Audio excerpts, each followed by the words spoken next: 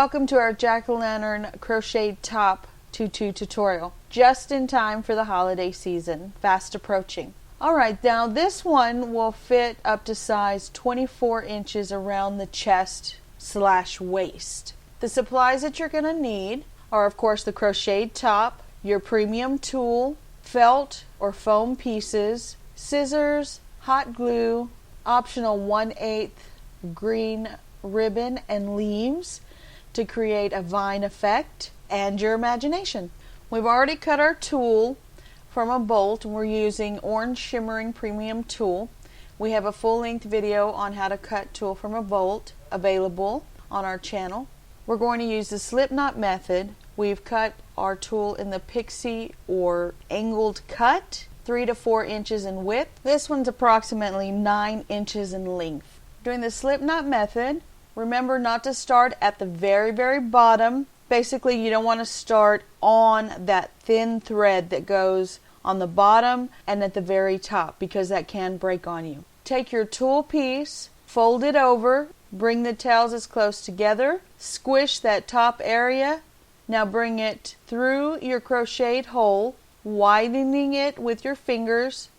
Bring the tails up and run it through the opening and gently tug down. Now on this one you may want 4 to 6 layers, totally based on your preference. It'll just make it more poofy with the more layers that you do. Now I believe this one only took 10 yards by 54 inches in width, and then of course we cut it into strips from the bolt between 3 and 4 inches. One more time, slip knot method. Double your tulle over, bringing the tails as closely as possible together. Squish that top part where it's folded so that it's easier to go through the crocheted hole. Widen it with your fingers.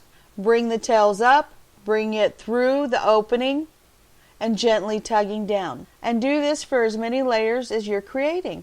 Now, if you don't have any tailor's chalk, that's okay. If you have kids, you probably have some sidewalk chalk or any kind of chalk lying around the house. You can use that on your felt or foam pieces to draw your design for the face of the jack-o'-lantern. Another thing that you can do is print off a face of a jack-o'-lantern and then use that to trace onto your felt or foam piece, and you'll have a more defined artistic design. I just went by hand and I am no artist when it comes to sketching or drawing, so I apologize in advance. I'm sure yours is going to be fantastic in comparison. Once you've created your design, cut it out, and now we're going to glue it onto our crocheted top. The cool thing about putting it on the crocheted top is that you use less layers of tulle, but it still has a fantastic effect. Your crocheted top also works really handily as a holder for you to put your cut face parts on there and try to get a good idea of this is where I want it glued beforehand. So that's really helpful.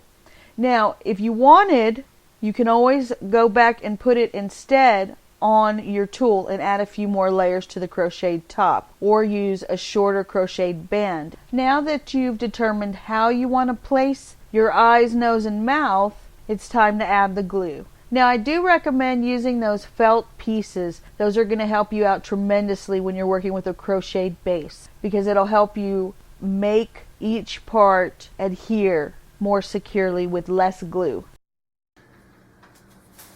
You're going to add a dab of glue right in the center. You can always add more glue after you've made sure this is where you want it. Okay? Press firmly. Make sure you don't burn yourself. And again, you can always add more glue.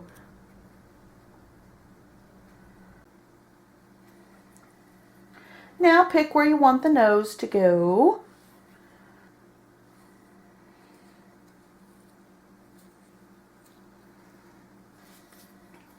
Now you can put the mouth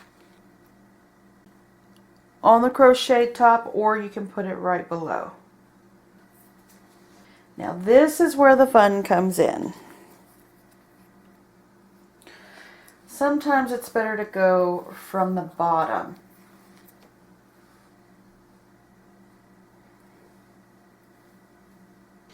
I suggest that you just add a little bit of glue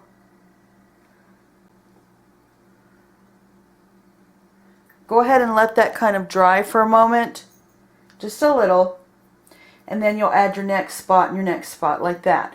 And the reason why I suggest this is, first off, if you need to maneuver it a little bit, you'll be able to more easily. And then also, if you've got a lot of glue, it can get on your tool, it can get on your hands, and it can burn you. So a little bit at a time usually works best. Now what we're going to do is we're just going to speed through this for you. Again, the hardest part of this entire project was adding the glue to the mouth because it's so big in comparison to, you know, the triangles for the eyes and the nose. But again, if you do it side, middle, end, it'll work easier for you. Now let's create the vine effect. Take your 1/8 inch ribbon. You can use a larger size if you want. This just came in really handy. Make sure you heat seal the ends. The length is going to be based on what you're trying to accomplish. Now we're just going to do the slip knot method with the ribbon. I'm going to place my ribbon on each side. That's where I want the vine effect to be. There's two ways you can do this. You can use the leaves and attach it directly to your ribbon only, or if you know that you're going to be doing something really active, you can place it on the tool as well as on your ribbon. But if you only place it on the ribbon, the vine effect can be taken off. Now we have our ribbon on here. Let's place our leaves. And all you're going to do is use a dab of glue.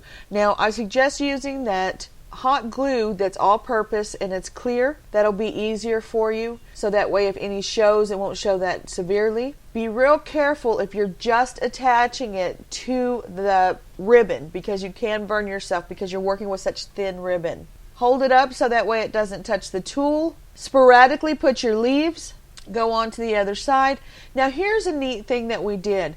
Take your ribbon after you've placed a couple of leaves and kind of bring it down, you know, leaving it loose, and then that's how you create the vine effect. What we've done on this other side is the same concept, except we're going to do another slip knot, if you will, with the same ribbon, and all we're doing is putting it through another hole, leaving a lot loose so that way it has that drape effect. And now you have your viney effect. You've added your leaves. How many leaves do you need?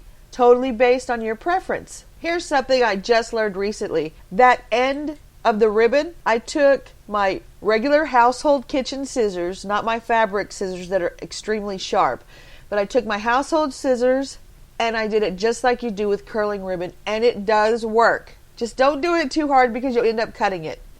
Thank you so very much for liking, sharing, and subscribing. Our music has been graciously provided by Jasper Sawyer. His link is available at the end of our video. From my family to yours, happy creating. Don't forget, anything that you create is going to be fabulous. Why? Because you took the time to create it. Have a blessed day.